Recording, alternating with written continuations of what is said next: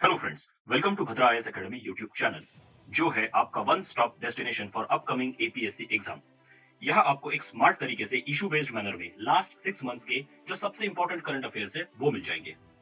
और इस वीडियो को स्टार्ट करते वक्त ही हम आपको एग्जाम पॉइंट ऑफ व्यू से इंपॉर्टेंट एक एमसीक्यू क्वेश्चन बताएंगे, जिसका आंसर आपको इस वीडियो के एंड में मिल जाएगा।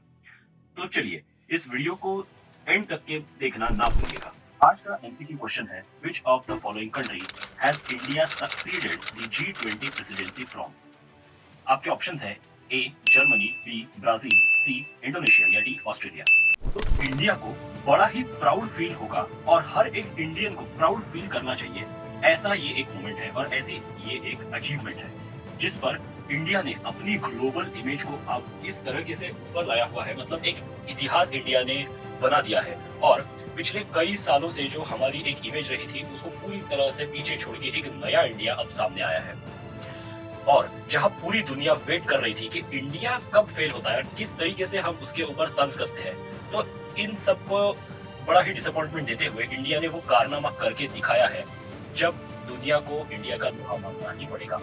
और वो है G20 समिट। जी हाँ, मैं बात कर रहा हूँ G20 समिट की, जो 9th एंड 10th ऑफ सितंबर 2023 को न्यू दिल्ली में सक्सेसफुली कंडक्ट करवाई गई, हमारे सुंदर से बनाए गए नए स्ट्रक्चर में, जिसका नाम है भारत मंडपम। एक्चुअली G20 क्या होता है और कैसा ये वर्क करता है, इसको पहले ब्रीफली देख लेते हैं और उसके बाद जो की टेक अवेज है इस G20 समिट के, उन पर भी आते हैं। तो बात ऐसी है कि G20 का ओरिजिन है एक्चुअली G7 ग्रुपिंग से। मतलब नॉट डायरेक्टली बट G7 जो एक ग्रुपिंग है ना, मतलब दुनिया की जो सबसे बड़े, सबसे ज्यादा इंडस्ट्रियलाइज्ड कंट्रीज है, जो है US, UK, France, Italy, Germany, Canada and Japan. एक टाइम पे ये G8 हुआ करता था, इसमें रशिया भी होता था, but Crimean annexation of Russia के बाद उसको उस ग्रुपिंग में से निकाल दिया गया। पर 1997 में आया एशियन फाइनेंशियल क्राइसिस, जो मेनली साउथ ईस्ट एशिया में सेंटर्ड था, लेकिन उसका इम्पैक्ट बाद में धीरे धीरे पूरी एशिया में फैला। उसके बाद एक जरूरत महसूस हुई कि सिर्फ G7 देश मिलकर दुनिया का भला नहीं कर सकते, या दुनिया के रिच एंड इंडस्ट्रियलाइज्ड जो कंट्रीज है वही पूरे दुनिया को फाइनेंशियली सेफ नहीं रख सकते।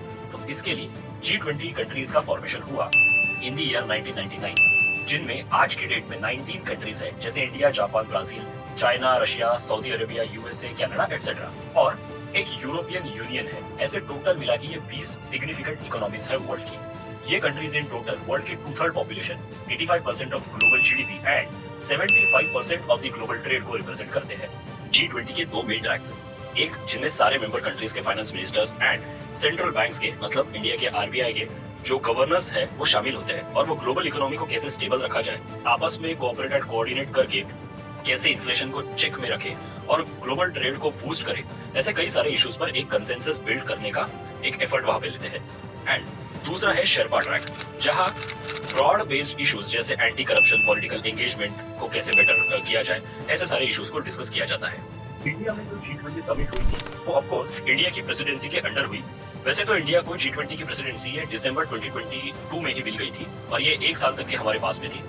इसके under through out the year अलग अलग सिटीज में G20 के अलग अलग इवेंट्स को ऑर्गेनाइज किया गया, लेकिन जो मेन G20 की ग्लोबल समिट हुई थी वो न्यू दिल्ली में 9th एंड 10th ऑफ सितंबर को संपन्न हुई, जिसमें कुछ सबसे बड़े स्टेप्स लिए गए। उनको हम एक बार क्विकली देख लेते हैं। तो सबसे बड़ी जो अचीवमेंट है उससे स्टार्ट करते हैं, वो है G20 का G21 बनना। हाँ, इंडिया ने अफ्रीकन यूनियन को भी G20 का मेंबर बना लिया है और इससे इंडिया ने एक हिस्ट्री क्रिएट कर दी है, क्योंकि अफ्रीकन यूनियन जिसमें 55 कंट्रीज आती है और उनके पॉपुलेशन 1.3 बिलियन है, वो अपने रिच मिनरल रिसोर्स, वेल्थ और डेमोग्राफिक डिविडेंड की वजह से काफी यूनिक प्लेस और इम्पोर्टेंट प्लेस इस दुनिया में रखती है।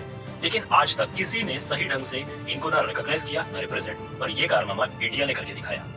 अगर नेक्स्ट अचीवमेंट की बात की जाए तो इंडिया ने अपने डिप्लोमेटिक प्रोग्रेस को यूज करके 112 टोटल आउटकम्स को अचीव किया है और ये न्यू दिल्ली डिक्लेरेशन का पार्ट भी है।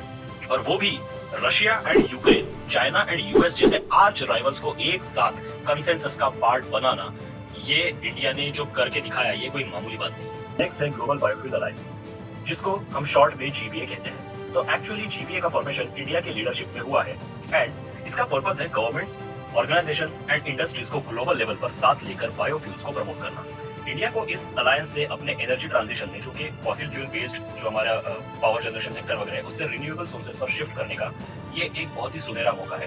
तो प्लस इसमें जो जॉब क्रिएशन होगा और जो हमारा इंपोर्ट बिल आता है फ्यूल का, उसको कम करने में बहुत हेल्प मिलेगी। जीबीए में कुछ major consumers and producers of ethanol है, जैसे USA 52%, Brazil 30% and India 3%। Next है India Middle East Europe corridor, जो कि एक कनेक्टिविटी प्रोजेक्ट है जिसके थ्रू इंडिया को यूरोप से कनेक्ट करने के लिए sea routes and railway routes जैसे इंफ्रास्ट्रक्चर प्रोजेक्ट्स को बनाया जाएगा। और ये चाइना के बेल्ट एंड रोड इनिशिएटिव को एक करारा जवाब माना जा रहा है। तो ये कुछ टॉप अचीवमेंट्स थी। ऐसी बहुत सारी अचीवमेंट्स हैं, आपको डिटेल में जाके उनको पढ़ना पड़ेगा। लेकिन ओवरऑल इंडिया ने अरुणाचल प्रदेश एंड जम्मू कश्मीर में जो G20 के अलग अलग इवेंट्स को ऑर्गेनाइज करवाया, जो एक तरह से चाइना एंड पाकिस्तान को एक मुंह तोड़ जवाब दिया है इंडिया ने, ये भी इंडिया के बढ़ते हुए ग्लोबल डोमिनेंस को दर्शाता है।